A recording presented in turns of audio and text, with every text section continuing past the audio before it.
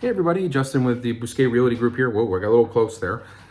Happy May 12th and the Ask a Realtor a Question series. This question is an important one. It's really geared towards buyers right now in this market, and I think it's going to be an important question to answer. So how do I compete?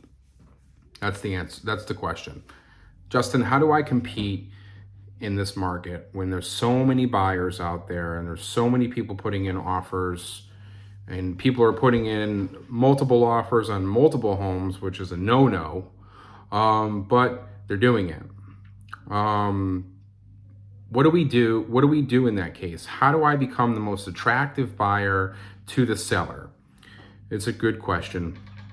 I'm going to tell you right now that if you have cash and you can purchase a property cash right now, do it, because that's the king. Cash is king. You have all the different types of you can be the most malleable when it comes to it that way. Cash allows you to close earlier. It removes things like appraisal contingencies. It's really a great position to be in if you've got it. But we're not going to talk about cash buyers. We know they're number one. Let's talk about people who are the majority. And the people who need a lender, a mortgage company to buy a home. How do we compete against cash buyers, and how do we compete at all? Well, do your homework. Have a real estate agent do your homework. You know, that's what they're ultimately getting paid to do, is to get you guys a home.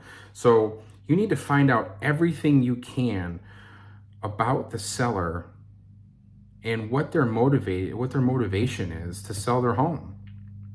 Is it timing? Yeah, I want to be able to sell my home, but I can't leave until December. Great. Are you willing to buy the property from them and lease it back to them for a little while? It's just an option. Or are you looking to purchase a property and move in right away? Like some people are looking to sell their home and move out of state, and the market is so much crazier than the market you're in that state, and they may have to rent for a little while, so they have to go out there and look for an apartment and all that other stuff. That stuff takes time. So finding out what the seller's motivation is to sell their home plays a big role in the purchasing of a property, because it allows you to tailor your offer to what the seller needs. So that would be the first step in the process, if you will.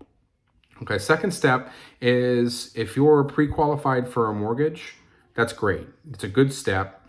You definitely would need, I would say that's almost a necessity nowadays for you to even walk into a property. You have to have that pre-qualification letter kind of set up and ready to go. You really shouldn't be moving in. You shouldn't be speaking to a lender and not having that pre-qualification done prior to even stepping into properties, because it does a lot of things for you. But we're not going to talk about pre-qualification right now. We're going to talk about one other step in the process that you could be doing to shorten the amount of time it takes for you to get a mortgage.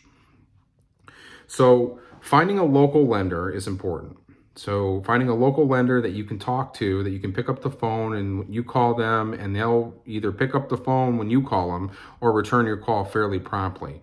Local lenders are the most important because they are able to work more personally with you in the transaction and really stay on top of the things that are necessary for you to purchase a property. So find a local lender. If you need a local lender, please go ahead and email me. I'd be happy to send you some local lenders in the state of Connecticut. I can find them for you. It's not a problem. So when we're talking about lending, we talked about pre-qualification. There's another step, and we just talked about that. You know, you have to upload, anybody who's bought a house knows you got to upload all your documents. You got to give them their pay stubs, your tax returns, your firstborn child, the DNA sample, and this left tooth right here. I'm just kidding. But you do need to give them all the information that they require in order to underwrite your policy or underwrite your mortgage.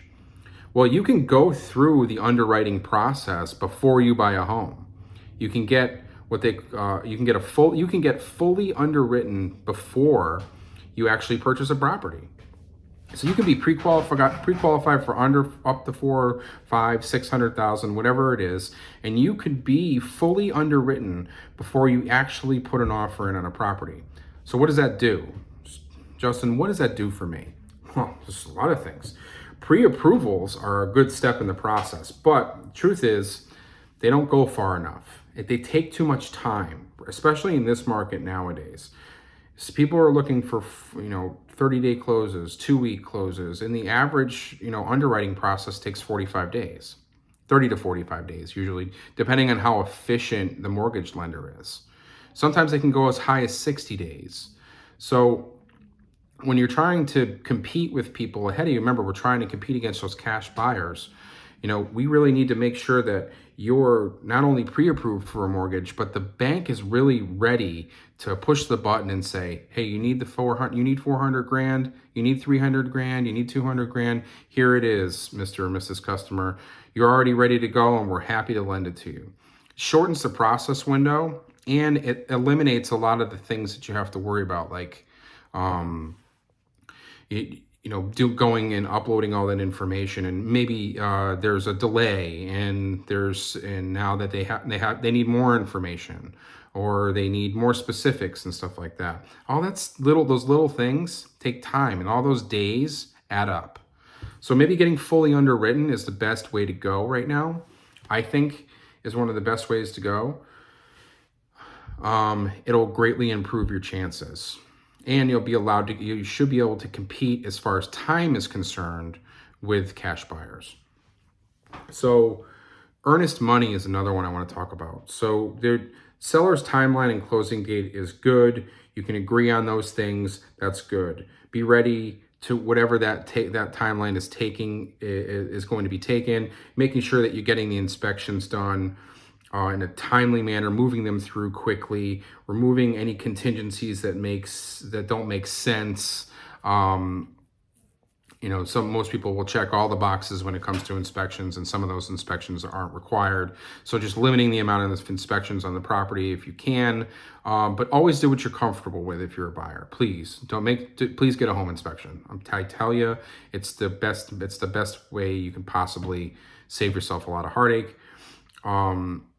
But I can tell you that some people that don't want you to have that inspection to their house, and that raises a red flag for me as a buyer. So we've talked about that in a couple of videos before, but meeting the seller where they're at as far as their concerns.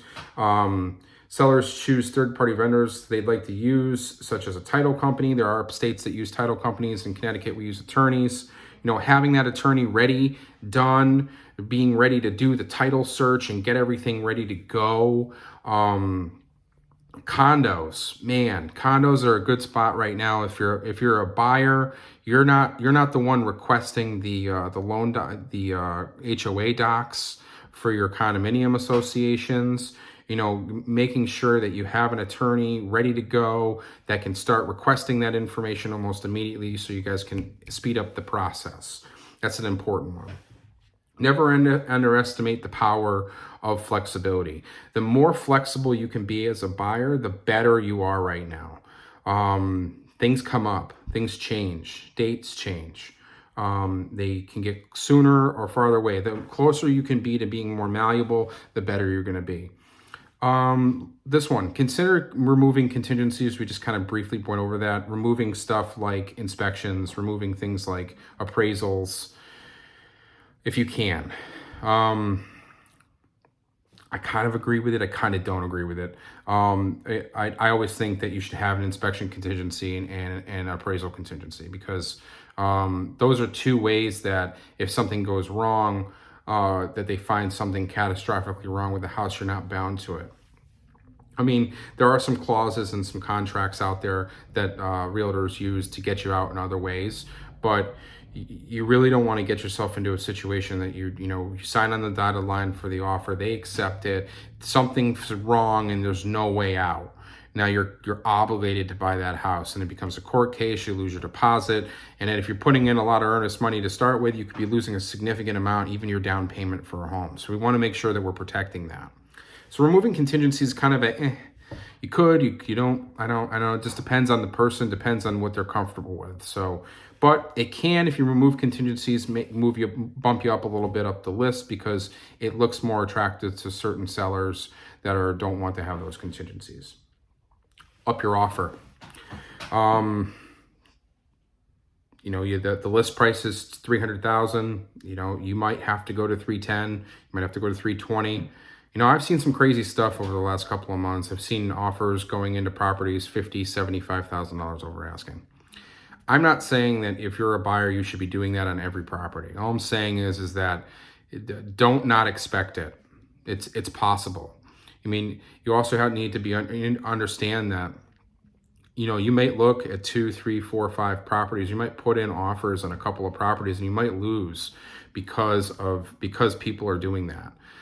You've got to just kind of go with your best. Lead with your best foot. Give them the best thing you got right up front. I mean, holding things back right now is probably not the best course of action if you're a buyer.